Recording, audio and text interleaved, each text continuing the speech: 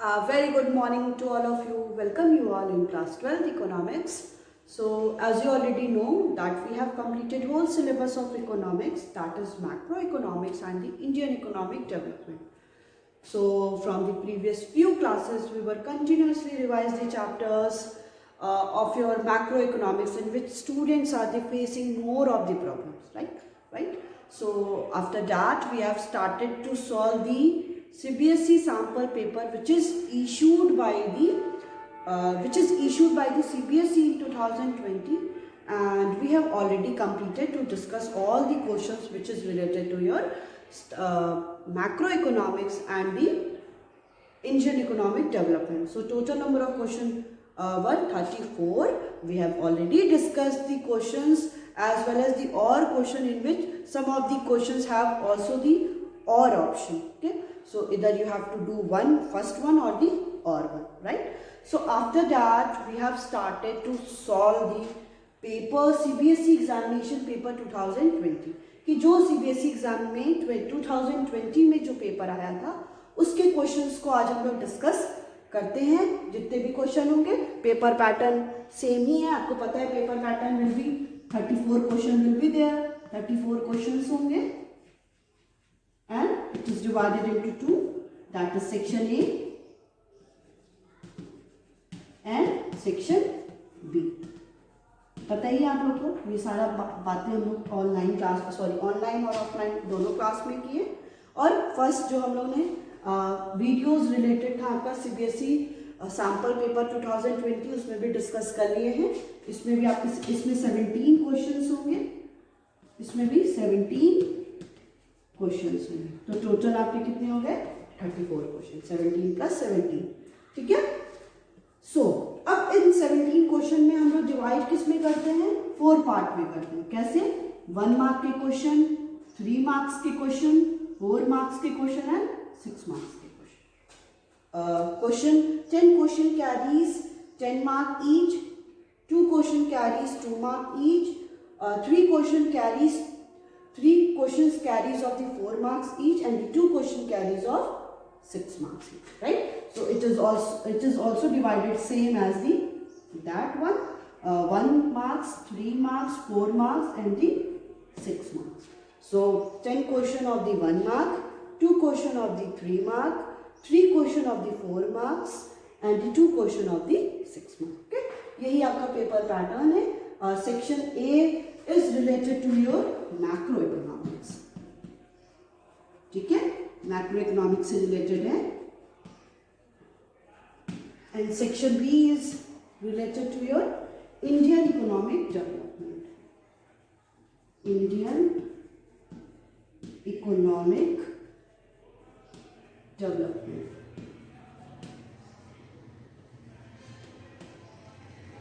ठीक है.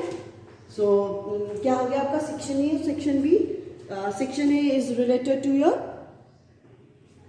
Macro economics and the section B related to Indian economic development. So 2020 में first time Indian economic development क्या हुआ था, इंक्लूड हुआ था. बट उसके पहले क्या होता था आपका माइक्रो एंड मैक्रो 12th में था, और 11th में हम लोग स्टैटिस्टिक्स और द इंडियन इकोनॉमिक डेवलपमेंट पढ़ते थे. तो फर्स्ट टाइम 2020 में इंडियन इकोनॉमिक डेवलपमेंट आया था. तो उससे रिलेटेड हम लोग कुछ बेसिक क्वेश्चंस पढ़ लेते हैं कि पेपर की क्वेश्चंस के पैटर्न क्या है, कैसे किससे रिलेटेड क्वेश्चंस आ रहे हैं. जैसा CBSE सैम्पल पेपर 2020 वाले तो डिस्कस कर लिया है, तो सो ऑलमोस्ट क्या थे सारे आपके बुक के थे जो हम लोग रिवीजन टेस्ट में प्री बोर्ड में कंटिन्यूसली मैं देती आ रही हूँ, आप लोग कर भी रहे हो. और अभी थोड़ा सा प्रैक्टिस और ज़्यादा से ज़्यादा करना है. तो इसका है, सबसे पहले हम लोग देख लेते हैं कि 2020 में क्वेश्चंस कैसे आए थे, फिर हम लोग और इसके डिफरेंट क्या है क्वेश्चंस का सॉल्यूशन और कैसे how to write all the answers. Basically the Indian economic development, कितने पॉइंट्स लिखने हैं, कितने मार्क्स के हैं, तो कितने पॉइंट्स लिखने हैं, कैसे आंसर्स को एक्सप्रेस करना है. तो ये सारी चीज़ें क्या करेंगे हम लोग डिस्कस करेंगे. तो we are going to start with the question number 1 of your macroeconomics, right? So let's get started.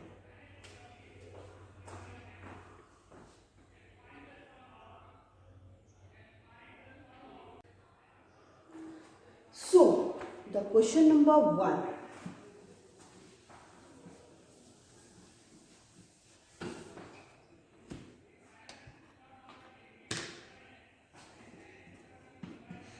We are dealing with the section A. Section A के साथ हम लोग डील कर रहे हैं. ठीक है, ये क्या है?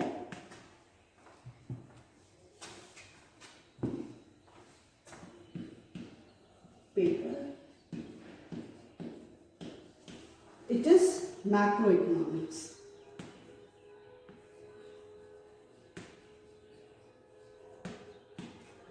Right, question number 1.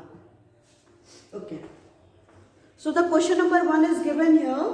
To reduce credit availability in the economy, central bank में, मतलब अगर इकोनॉमी में क्रेडिट की अवेलेबिलिटी क्या करनी है, रिड्यूस करनी है, उस केस में सेंट्रल बैंक क्या करेगा? Choose the correct alternative. आपको ऑल्टरनेटिव चूज करना है. पहला दे रहा है buy securities in the open market. Open market में मतलब डायरेक्टली वो कंज्यूमर्स और दी कमर्शियल बैंक को क्या करेगा, अपनी जितनी भी सिक्योरिटीज़ है उनको क्या करेगा, बाय करेगा, वहाँ से बाय करेगा. और next one is sell securities in the open market. Open market में क्या करेगा, उनको सेल कर देगा. Next one is reduce the reserve ratio. जो रिजर्व रेशियो होता है वो क्या करेगा, रिड्यूस करेगा. और the reduce the repo rate. हम लोग ने, आपको याद होगा, हम लोग जब भी पढ़ते हैं क्रेडिट की अवेलेबिलिटी अगर इंक्रीज करनी है तो उस केस में ये सारी चीज़ें क्या है कि reduce repo rate, reduce reserve ratio और सेल सिक्योरिटीज नहीं होगा. उस केस में क्या होगा, जो भी सेंट्रल बैंक है वो क्या करेगी, buy securities in the open market. Open market से वो सिक्योरिटीज को क्या करेगी, बाय करेगी. क्योंकि क्रेडिट अवेलेबिलिटी को क्या करना है, वहाँ पे कम करना है. ऑलरेडी बहुत ज़्यादा क्रेडिट अवेलेबिलिटी हो गई है, उसको कम करना है. तो वहाँ मार्केट से पैसे को विथड्रॉ करना है. तो ओपन मार्केट से क्या करेगी सेंट्रल बैंक, सिक्योरिटीज़ को बाय करेगी. तो इकॉनमी से पैसा विथड्रॉ होगा और वो कहाँ पे जाएगा, सेंट्रल बैंक के पास. तो इकॉनमी से हमें पैसे को कम करना है तो यहाँ पे हो जाएगा buy securities in the open market.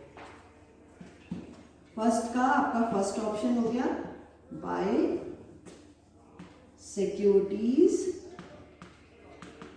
In open market. और देखिए इसमें ये भी है कि अगर ये सारे रेपो रेट है, रिजर्व रेशियो है, तो एक्सेस डिमांड की कंडीशन में जब इकॉनमी में पैसे की क्रेडिट अवेलेबिलिटी को कम करनी है तो ये सारे रेट क्या हो जाते हैं, इंक्रीज कर दिए जाते हैं.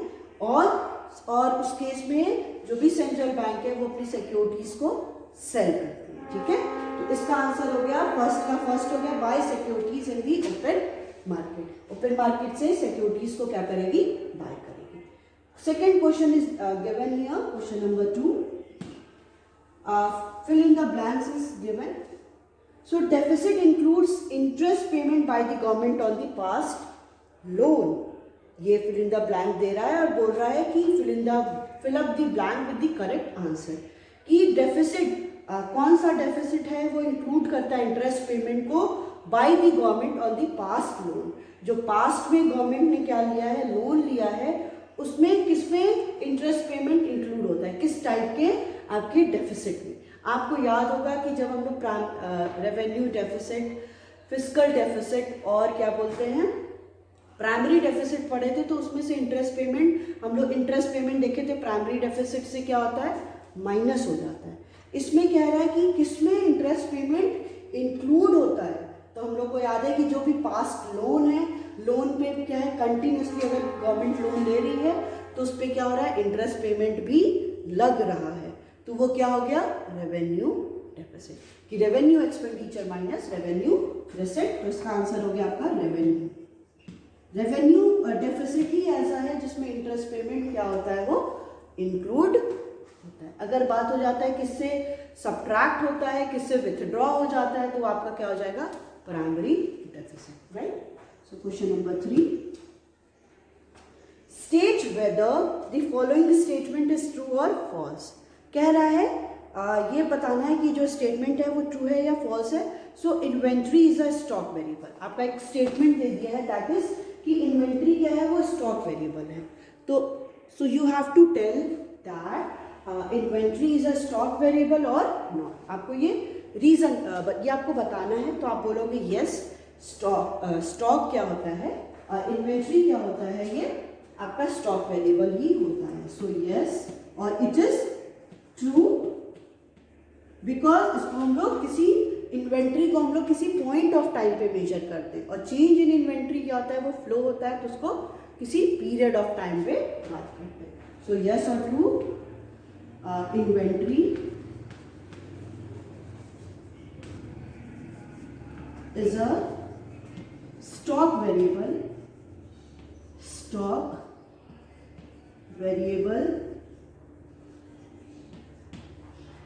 because it measures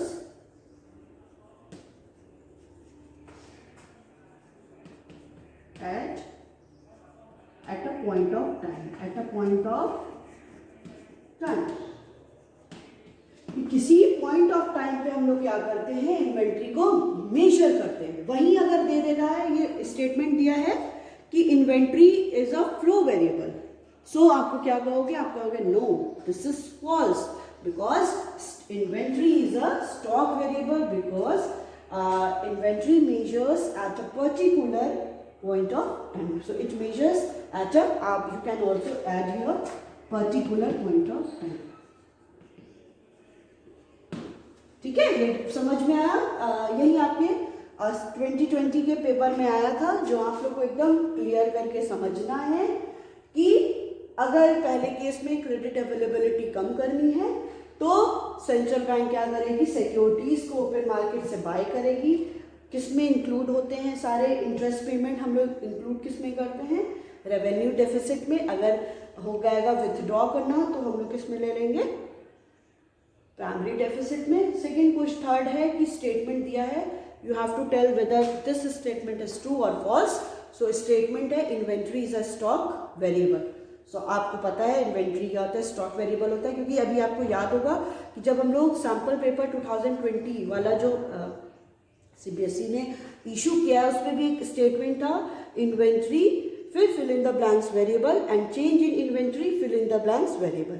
तो हम लोगों ने पढ़ा था कि वेरिएबल जो होता है, जो इन्वेंट्री होता है वो क्या होता है, स्टॉक वेरिएबल होता है, और चेंज इन इन्वेंट्री क्या होता है, आपका फ्लो वेरिएबल होता है। तो यहाँ पे क्या हो गया, यस और true, this statement is true because inventory measures at a particular point of time, की इन्वेंट्री को हम लोग किसी पर्टिकुलर पॉइंट ऑफ टाइम पे ही मेजर करते हैं। ठीक है, सो 1 2 3 हम लोग ने इसको कर दिया, यही आप लोग तीनों कर दोगे।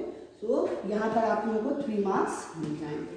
इसमें कोई भी नंबर को कट नहीं कर सकता, बिकॉज अगर सीधा आंसर आप लोगों ने लिख दिया तो nobody is stupid to cut your answer. ठीक है, कोई आपका आंसर यहाँ पे कट नहीं करेगा। So next question is the question number 4। The question number 4 is which of the following is not a factor payment? दे रहा है कि कौन सा, नीचे आपको 4 ऑप्शन दिया है, कह रहा है कि कौन सा ऐसा स्टेटमेंट है जो फैक्टर पेमेंट जिसमें नहीं है। ठीक है, तो पहला इसमें दे रहा है free uniform to defence personnel. Factor payment means कि हम लोग जब बात करते हैं कि फैक्टर रिसिप्ट और दी फैक्टर पेमेंट की बात करते हैं तो फ्री यूनिफॉर्म मिल रहा है डिफेंस पर्सनल को, नहीं, वो आपका वन साइडेड पेमेंट नहीं होता है, बिकॉज वो सैलरी से किसी के डिडक्ट भी होता है। Salaries to the member of the parliament, नहीं, ये भी सैलरीज जो दे रहे हैं वो फैक्टर पेमेंट नहीं होता है, because these all are not the one sided payment, ये वन साइडेड पेमेंट नहीं है। Rent paid to the owner of a building, जो बिल्डिंग का ओनर है उसको रेंट पे कर रहे हैं, एकदम नहीं, क्योंकि ये सारे क्या हैं, फैक्टर। हम लोग किसकी बात करेंगे, इनकम जनरेशन हो रहा है, फैक्टर इनकम जनरेशन हो रहा है, तो ये सारे क्या हैं, ये भी नहीं होगा। And the last one is scholarship given to the student, ये क्या हो गया, आपका फैक्टर पेमेंट हो गया, वन साइडेड हो गया, क्योंकि स्कॉलरशिप क्या हो गया, these all are the transfer payment, ये क्या हो गया, ट्रांसफर पेमेंट हो गया. So option D is the right, that is scholarship given to the student. So 4 का डी,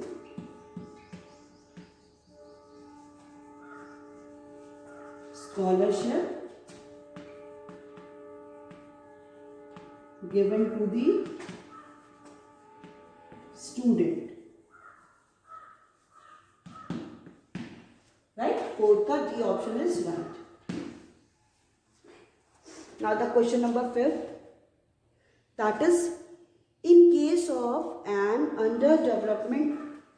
underemployment equilibrium.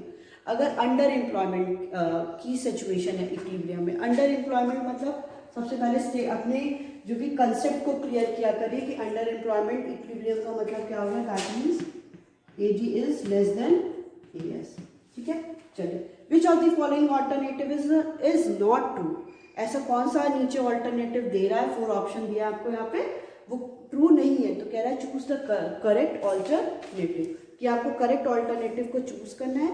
पहला दे रहा है आपका AD is equal to the AS. यहाँ पे क्या है, aggregate demand is equal to the aggregate supply. ये हमें पता है कि जब हम लोग इक्विलिब्रियम की सिचुएशन बनाते हैं,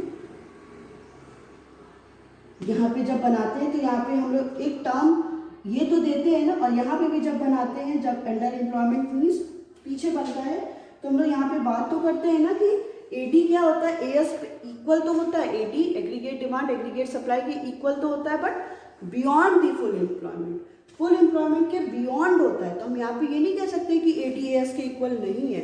सो AD is equal to the AS, AS के इक्वल है. कह रहा है there exist excess production capacity in the economy, क्योंकि यहाँ पे क्या है, एक्सेस प्रोडक्शन की कैपेसिटी तो है, बिकॉज हम लोग क्या है, प्रॉपर यूटिलाइजेशन नहीं कर पा रहे हैं डिफरेंट रिसोर्सेज का, या हमारे पास रिसोर्सेज अवेलेबल हैं, हम उनको एम्प्लॉयमेंट प्रोवाइड नहीं कर पा रहे. तो ये भी सही है कि हाँ, यहाँ पे एक्सेस प्रोडक्शन कैपेसिटी है इकोनॉमी में, बट उनका यूटिलाइजेशन नहीं हो रहा है. नेक्स्ट कह रहा है resources are not fully and efficiently utilised. यहाँ पे कह रहा है कि रिसोर्सेज क्या है, फुली और एफिशिएंटली यूटिलाइज हो रहे हैं. मतलब ये अंडर एम्प्लॉयमेंट इक्विलिब्रियम की बात हो रही है. हाँ, यहाँ पे क्या है, ये भी क्या है कि हाँ, रिसोर्सेज क्या है यहाँ पे फुली और एफिशिएंटली यूटिलाइज नहीं हो रहे हैं, क्योंकि रिसोर्सेज बहुत अवेलेबल है, बट उनका प्रॉपरली यूटिलाइजेशन नहीं हो रहा है. The last one is resources are fully and efficiently utilise. Resources यहाँ पे फुली और एफिशिएंटली क्या हो रहे हैं, यूटिलाइज हो रहे हैं. तो आपको लगता है कि जो रिसोर्सेज हैं वो फुली और एफिशिएंटली यूटिलाइज हो रहे हैं, बिकॉज एम्प्लॉयमेंट अपॉर्चुनिटीज़ भी बहुत है, प्रोडक्शन कैपेसिटी भी बहुत है, आउटपुट भी हम इंक्रीज कर सकते हैं, बट इनका जो डिफरेंट रिसोर्सेज हैं उनका प्रॉपर यूटिलाइजेशन नहीं हो रहा है. तो ऑप्शन इसका 5th का भी डी इज राइट, क्योंकि इसमें यही कह रहा है, अंडर एम्प्लॉयमेंट की सिचुएशन आपको दे रखी है और कह रहा है कि आपको यहाँ पे क्या करना है, वो केस बताना है जहाँ पे आपका जो स्टेटमेंट यहाँ पे ट्रू नहीं है. तो यहाँ पे ट्रू ये नहीं है कि रिसोर्सेज आर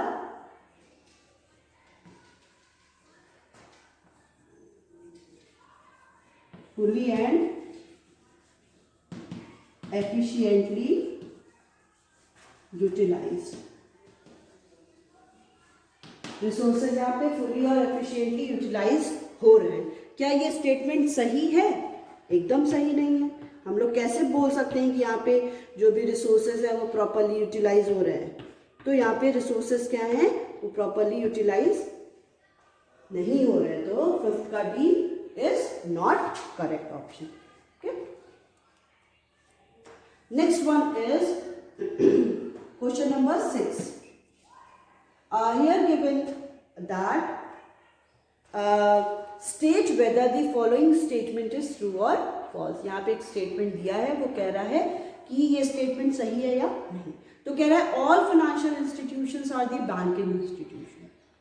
कह रहा है यहाँ पे कि जितने भी फाइनेंशियल इंस्टीट्यूशंस होते हैं वो क्या है, बैंकिंग, वो क्या है, बैंकिंग इंस्टीट्यूशन. तो आपको लगता है, देखिए, बैंक होने के लिए 2 मेन फंक्शंस को कोई भी प्ले करना या फॉलो करना बहुत इम्पॉर्टेंट है. First one is accepting deposit and the second one is advancing loan. ठीक है, तो हमें पता है कि सारे फाइनेंशियल इंस्टीट्यूशन क्या करते हैं, आपके कुछ इंस्टीट्यूशन आपके डिपॉजिट एक्सेप्ट करते हैं, कुछ इंस्टीट्यूशन आपको क्या करते हैं, लोन प्रोवाइड करते हैं। क्योंकि हम लोग देखते हैं जो सारी कमर्शियल बैंक होते हैं वही ये दोनों फंक्शन को रोल प्ले करते हैं कि वो डिपॉजिट एक्सेप्ट भी करते हैं और कुछ बस लोन देते हैं। ठीक है, और सारे इंस्टीट्यूशन, फाइनेंशियल इंस्टीट्यूशन ये सारे काम नहीं करते हैं। वो क्या करते हैं, आपको बस या तो लोन प्रोवाइड करेंगे या तो they only accept the deposit. So this statement is false. ये स्टेटमेंट क्या हो गया, वो फॉल्स हो गया, because all the financial institution does not play the two main functions of the commercial bank or the banking institution, like accepting deposit and the advancing loan. Some only play the accepting deposit, they are accept the deposit, and some financial institution play the role of the advancing the loan. So this statement will be the false. So you have to explain these points whatever I told here, right?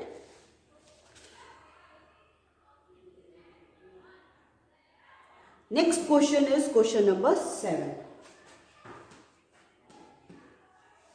Question number 7 is combined factor income which can't be separated into various factor income component is known as, कि combined factor income जिसके हम लोग पूरे factor income की बात कर रहे हैं,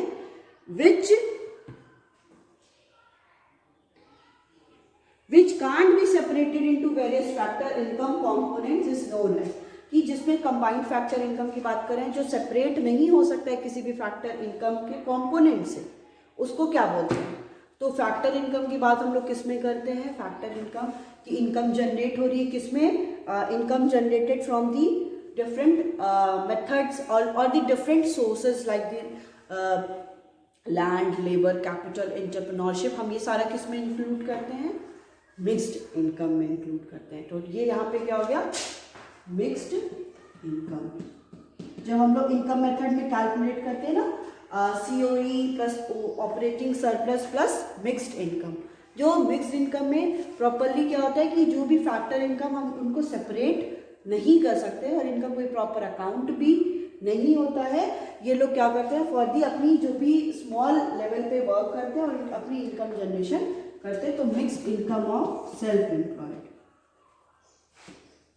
जो सेल्फ एम्प्लॉयड है,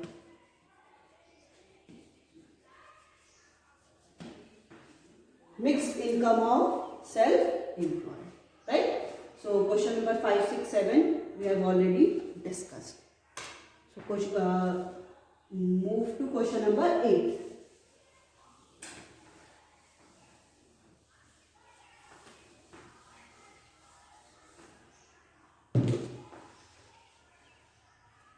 Question number 8. Question number 8 is given here that if NPS is 0.25, NPS is an initial change in investment. Initial investment में कितना ज़्यादा change हो रहा है? Initial change in investment is delta. Change in investment means delta I की बात कर रहे हैं, is rupees 250 crore. So final change in income, आपको यहाँ पे फाइनल चेंज इन इनकम यहाँ पे कैलकुलेट करना है। फाइनल चेंज इन इनकम मतलब डेल्टा वाई यहाँ पे कैलकुलेट करना है।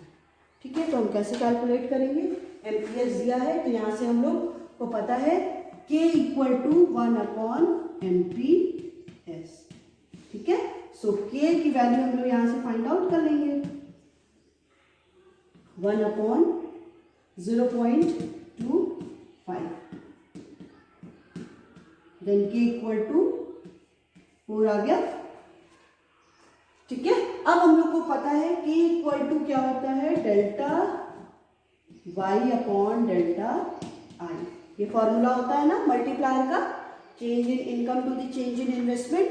तो यहाँ पे K की वैल्यू 4, डेल्टा Y आपका क्या है, कैलकुलेट करना है, सॉरी डेल्टा Y आपको यहाँ पे डेल्टा I दिया है आपका rupees 250। So 250. So delta y equal to इसको 1000 रुपीज 1000 करोड़। ये हो गया आपका आंसर। 1 मार्क का क्वेश्चन था, ये आपका आंसर कैलकुलेट हो गया। That is delta Y equal to ₹1000 crore. अब आप इतना सिंपल सा क्वेश्चन है, इसको कर दोगे तो यू गॉट दी 1 मार्क। ठीक है, आपको ये रुपीज और करोड़ लगाना इट्स सो इम्पोर्टेंट। ठीक है, क्योंकि हम लोग अपनी यूनिट्स को नहीं भूल सकते हैं कि किसकी कितने की बात करें, लाख की, करोड़ की, अरब की। So in that case you have to also mention the rupees and the crore. So ये आपका क्वेश्चन सॉल्व हो गया, question number 8। Now the next one is question number 9।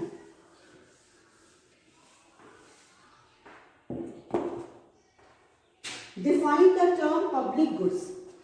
Public goods क्या होते हैं? तो पब्लिक गुड्स वो सारे गुड्स होते हैं which are those goods which possesses the features of the non-excludability। मतलब वो गुड्स जिनको हम लोग किसी भी पर्सन से एक्सक्लूड नहीं कर सकते। जैसे गवर्नमेंट ने रोड बनाया, गवर्नमेंट का हॉस्पिटल्स है, तो हम क्या किसी इंडिविजुअल को एक्सक्लूड कर सकते हैं, रूरल को, या कोई भी बहुत पुअर है, रिच है, कि नहीं ये आपके लिए गुड नहीं है। मतलब कि अगर कोई these are those goods who can't be exclude from all these services and non-rivalrous thing। मतलब ऐसा नहीं है कि मेरा कोई दुश्मन है, मेरा कोई रावल है, मैं उसको मना कर दूंगी नहीं आप वो गुड्स को यूज़ नहीं कर सकती हो। उन गुड्स पे अथॉरिटी मेरी तभी होगी जब वो प्राइवेट गुड्स होंगे। यहाँ पे बात हो रही है पब्लिक गुड्स की। तो पब्लिक गुड्स वो सारे गुड्स होते हैं जिसमें नॉन एक्सक्लूडेबिलिटी होती है, मतलब हम उसको एक्सक्लूड नहीं कर सकते, और नॉन राइवलरस थिंग होती है। मतलब उन सारी गुड्स एंड सर्विसेज को हम लोग किसी इंडिविजुअल से ये नहीं कह सकते हैं कि आप इसको यूज़ नहीं कर सकते हो। तो यही होते हैं ये सारे all those goods who possesses the characteristics of the non excludability and the non rivalrous in the consumption, कि उनके कंजप्शन से हम कभी उनको कभी उनको हम एक्सक्लूड नहीं कर सकते हैं। ठीक है, so next one is question number 9.